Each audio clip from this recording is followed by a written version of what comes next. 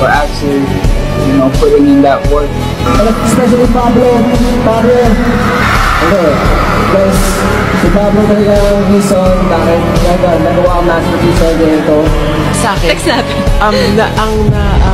na-amaze ako kay Pablo kasi ako, kailan ko ng rest. Pero siya, parang talagang pinipiga niya yung sarili niya.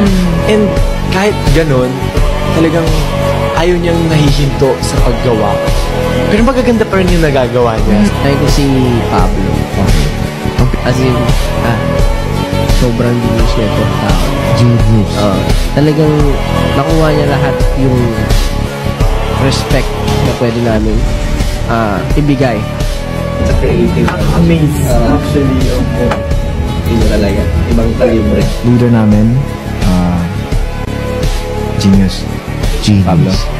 Super supportive po siya sa amin. So, as a leader, nagagampanan niya talaga yung role niya.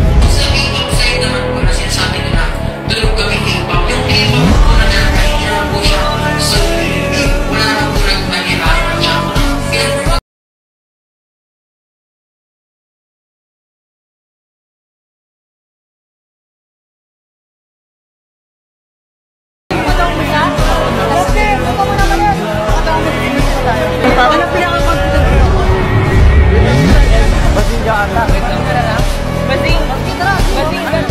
I guess the most fulfilling aspect of being a leader is when you see your group members improve and develop their skills, they gain their confidence in performing.